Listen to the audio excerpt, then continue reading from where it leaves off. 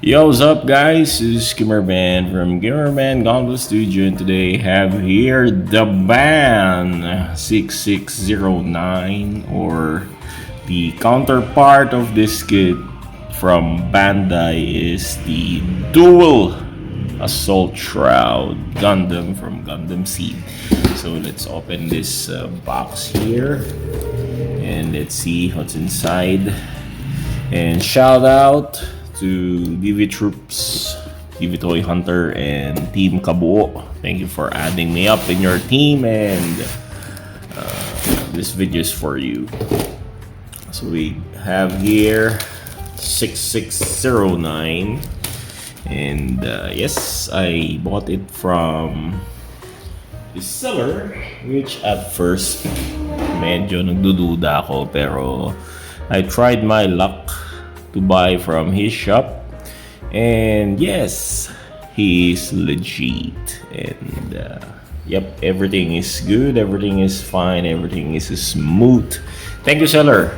I'll just drop the link on this video, okay? So if they want to buy, just buy in his shop, okay? So this is 6009 from the band, and yes, this is your dual assault shroud, and ayan, kitang-kita naman, this is copy from Bandai, and then everything is nice, and so I might try my other Bandai polycaps on this kit. Okay, so this is just a direct copy, talagang direct copy. You can see here, Japanese pa yung text niya. Talagang parang photocopy lang ng wala mo lang inedit, photocopy lang from Japan kits. Okay, so let's check the parts. Okay, the packages here, we got blue and gray runners, foil stickers, and dry transfer decals, and this sticker here, clear stickers. And we got blue runners, clear runners, orange runners, and this indigo colored runners, gray parts for the inner frames, and yep, we got blue. And let's have a quick runner review before we build the kit. We have here runner A for these multicolored runners. We got these orange, blue, and clear colored pieces here. And we got here runner M for this metallic gray or black colored runners. We got this beam saber effect parts, clear pink. We got this runner eye here for the armor parts, and yep, we got this runner here, which is, or the parts here, which is separated from the runners. And we got here gray runners, runner L for the cannons, and we got here runner J for this indigo colored runners, gray parts for runner K. We got here runner E for the gray parts, and we got blue parts here for runner C. We got here runner H for these light gray colored runners for the armor pieces, and we got here runner B for this light gray parts. For the remaining gray parts, we got here runner G and runners B. And I saw again this kind of hands, which I might not use because I will use the Darling Eagle hands. And there we got the runner F for airframe parts, and the PC135 polycaps, which is equivalent to the Bandai, which is PC135. Okay, let's build a kit. So the finished product here for this Duel Gundam from the band, and yep, I really like the proportion of this kit. Very nice, and the color scheme for this kit is really awesome for me, and it looks more realistic than other seed kits.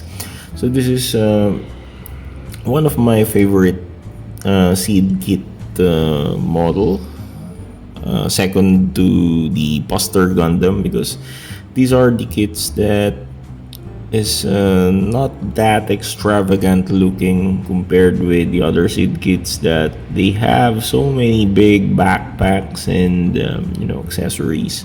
But this one, it looks really militaristic model. So I did applied all the assault shroud, and I will not remove this because the downside of this kit is most of the assault shroud are loose, especially here in the front skirt. The reason why I keep on touching this. But what I did is I fixed it with the super glue. So this is already fixed and it will not be removable.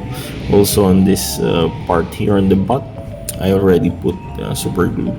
But here on the legs here are very, very loose. And actually, yep, this one, yep, you can see can be easily detached. And I don't know if in the Bandai, if the original version of this is really sturdy, but this one is very loose. To be honest, it feels like you just putting a clamp of plastic here that doesn't fit so much on the legs. Yep, it's just like that. So if I were you, I will glue it. If you don't like to convert it with the Duel Gundam, so if you'd like the assault shroud, might as well consider gluing it if this is for the band. And see, it's very loose, such a useless. Anyway, for some modification, I did some replacement with the Dalin decal hands. So these are already the articulated fingers, and I drilled a hole on the handle for this bazooka for it to hold it properly. And the shield, to be honest, the shield here doesn't fit properly, because I think the shield is only if you're going to make it non-assault shroud, but still there's a way on attaching it.